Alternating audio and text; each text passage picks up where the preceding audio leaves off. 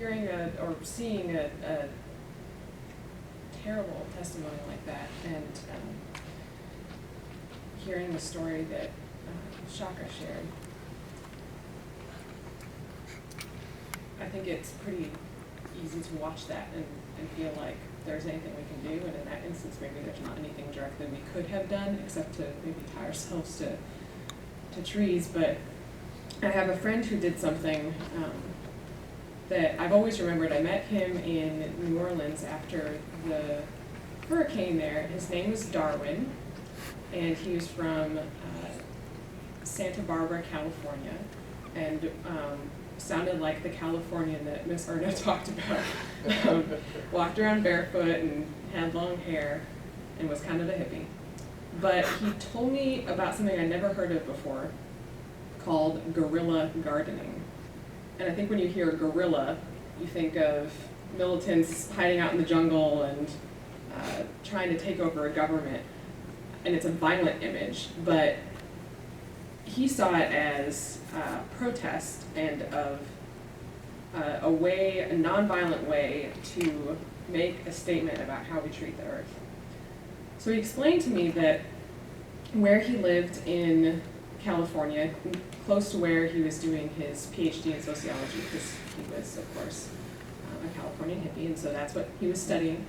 And he had found a place where some Union Pacific Railroad tracks crossed and made this big triangle of land that was overgrown and was technically owned by the railroad, so my father would not be happy to hear the story, but it was land that was unusable as far as the railroad was concerned because it was so small that they couldn't really build anything there.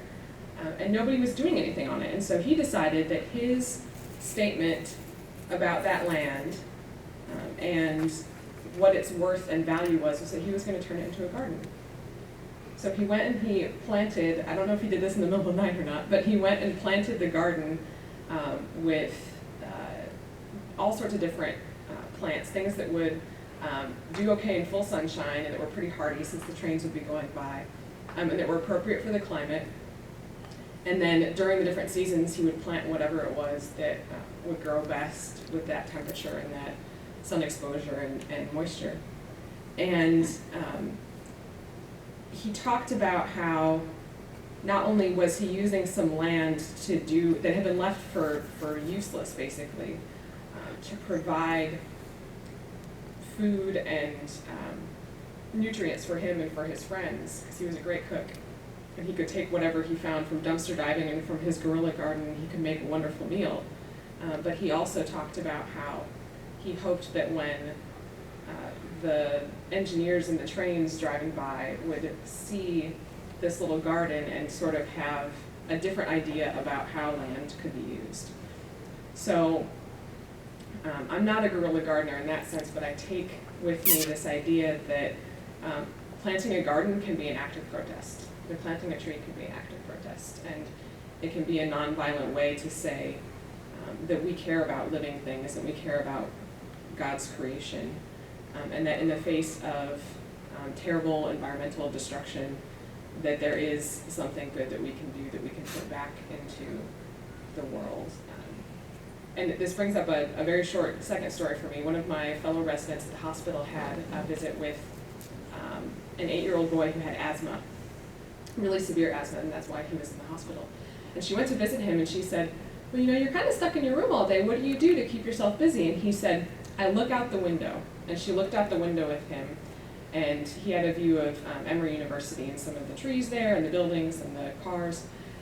And he said, and I think about how God made the trees. And my friend Sarah said, oh yeah? What did God make the trees for? And he said, God made the trees to help us breathe.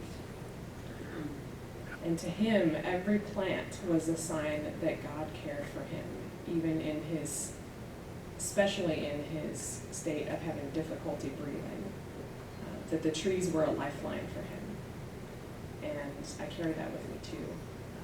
We can't survive without treating the created world around us with care and respect and attention.